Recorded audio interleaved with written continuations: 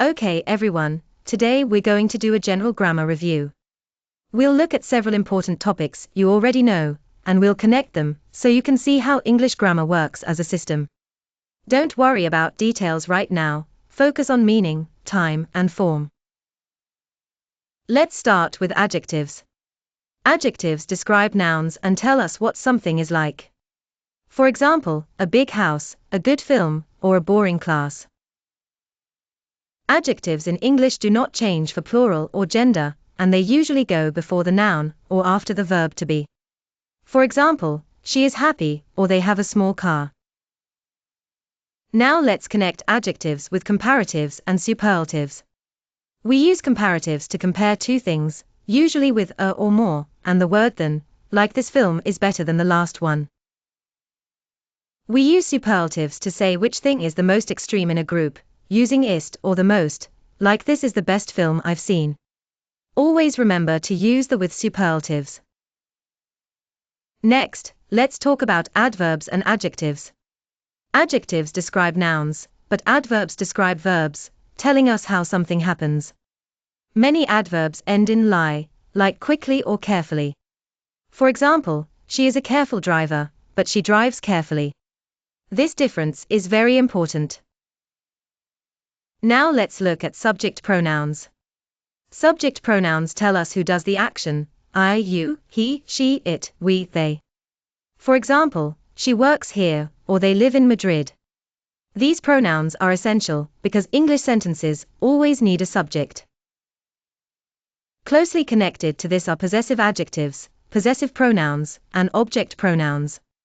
Possessive adjectives come before nouns, like my, your, his, or their, for example my phone, or their house.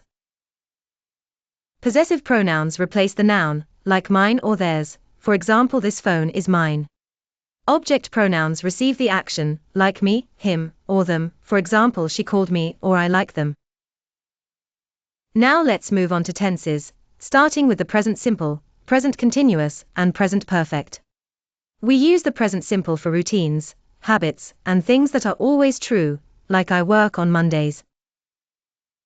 We use the present continuous for things happening now or temporarily, like I'm working at the moment. We use the present perfect to talk about past actions that are connected to the present, like I've finished my homework. In the positive form, these tenses look different, I work, I'm working, I've worked. In the negative form, we use helpers, I don't work, I'm not working, I haven't worked. Always pay attention to the auxiliary verbs, do, be, and have. Now let's compare the present perfect and the past simple. We use the past simple when the time is finished or mentioned, like I saw that film yesterday. We use the present perfect when the time is not mentioned or not finished, like I've seen that film.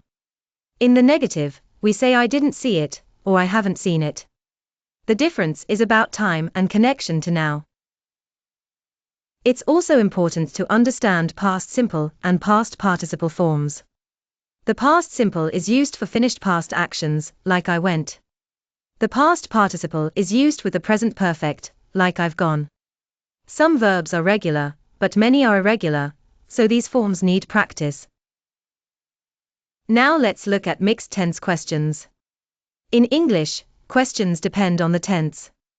We use do and does for present simple questions, did for past simple questions, and have and has for present perfect questions. For example, do you live here?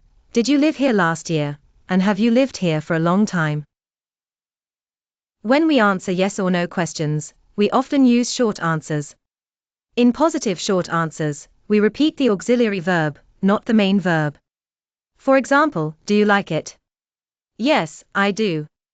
Have you finished? Yes, I have. Is she working? Yes, she is. This helps our English sound natural. Now let's briefly talk about modal verbs, like can, must, should and might. Modal verbs help us talk about ability, obligation, advice, or possibility. They are followed by the base form of the verb, and they do not change.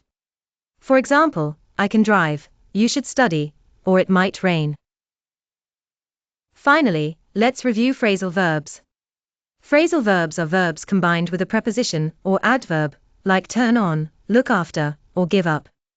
Their meaning is often different from the main verb alone. Some phrasal verbs are separable, and some are inseparable, so word order is very important, especially with object pronouns. So, to finish, remember this: English grammar is about patterns. If you think about time, function, and structure, everything becomes clearer. This review gives you the tools to describe people and things, talk about the past and present, ask questions, and express possession and actions clearly.